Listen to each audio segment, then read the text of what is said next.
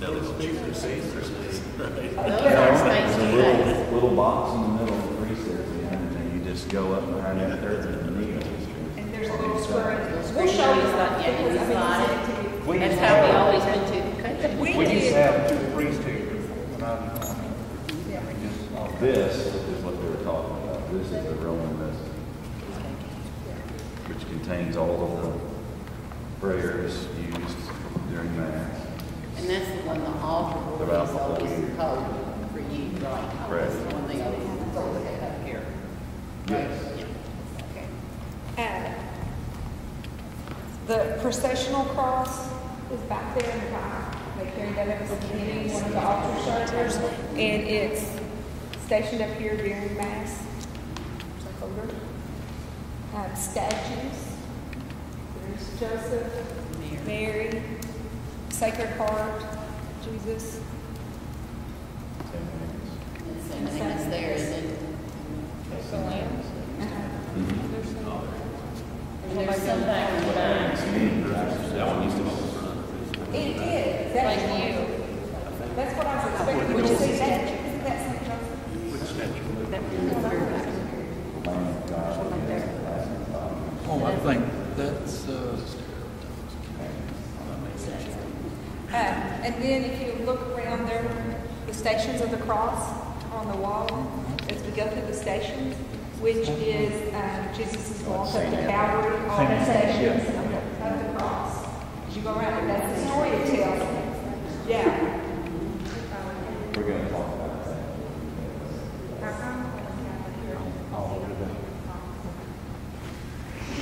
We used to have a clock in here.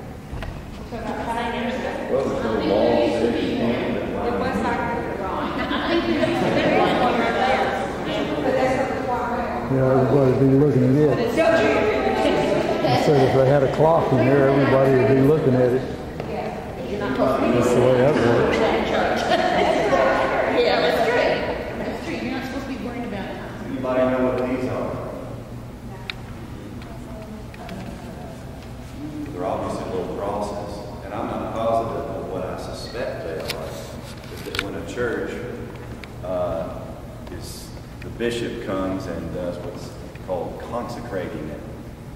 And it's during Mass, and it's a rather elaborate and beautiful ceremony. And so one of the things he will do is he will take some of that sacred chrism and he will pour it all over this altar. He'll smear it all around. And then ordinarily as part of the rite, he will also take some chrism and he will smear it in various places on the wall for the cross. Suspect those commemorate that. You see them, several of them around. Isn't that when a church is new? Mm-hmm. It's consecrated, or occasionally they will reconsecrate. I know of a church in our diocese, a woman was great at it, actually, and they reconsecrated. Okay, I have a question. Like, I know that especially in the New England states, they were consolidating some parishes. I mean, because there is a business side to running a parish. What do they do with those churches?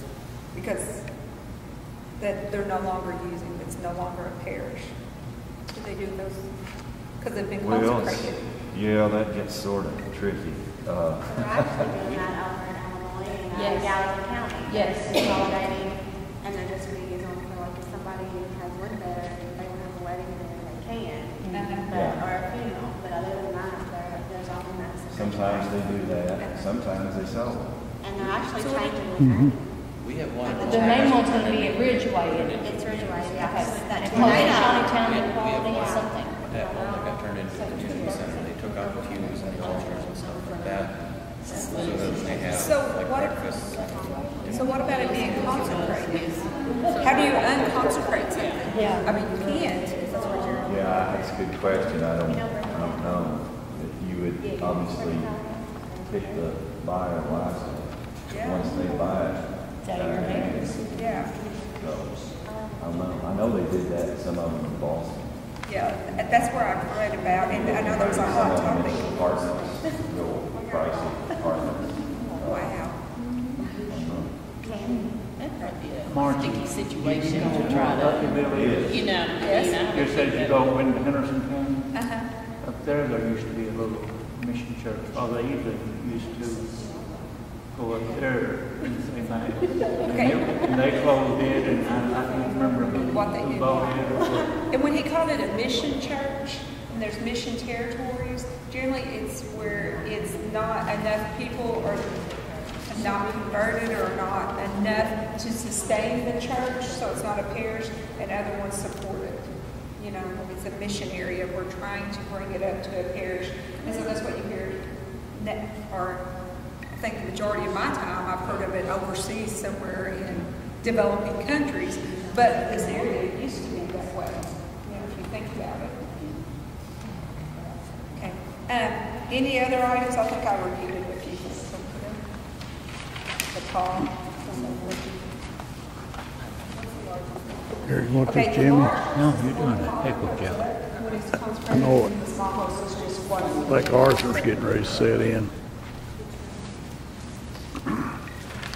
Basilica actually also is a style of architecture of which this church is an example of.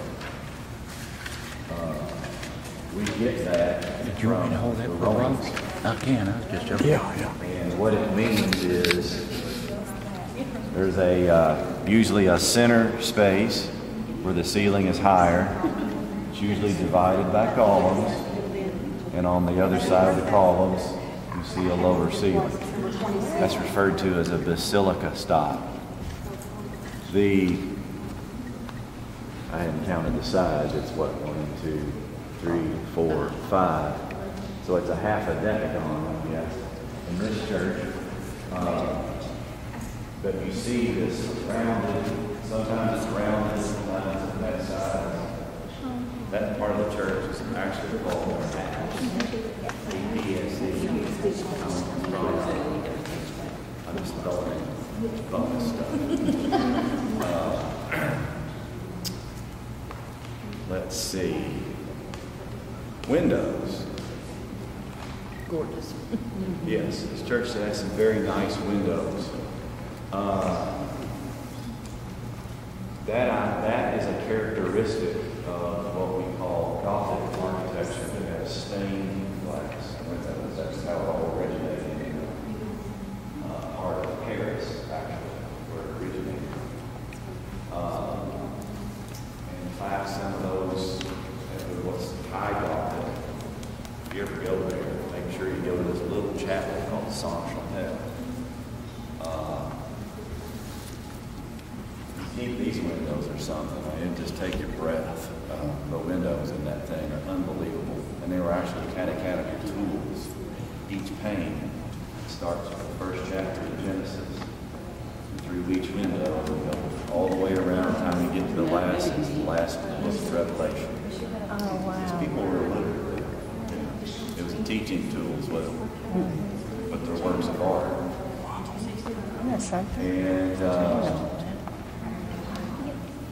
that is why they started putting so many windows in these things. The walls started getting weak, and that's why they had to start building these buttresses on the outside to reinforce the walls. That's another characteristic often of Gothic architecture. Usually Gothic, though, you'll see any archway or window will have a point. High Gothic, very pointed. This does not. It's rounded. And that's actually a Romanesque feature. So it's kind of a combo, really. This church is really more Romanesque than it is Gothic by far. But stained glass windows is originated with Gothic architecture. And a lot of times they did the stained glass to tell the story of the church, and some of them you'll see the stations or stuff in it, because people didn't read back then. There wasn't as many, so that's how they told their story, so people would know. I thought that was kind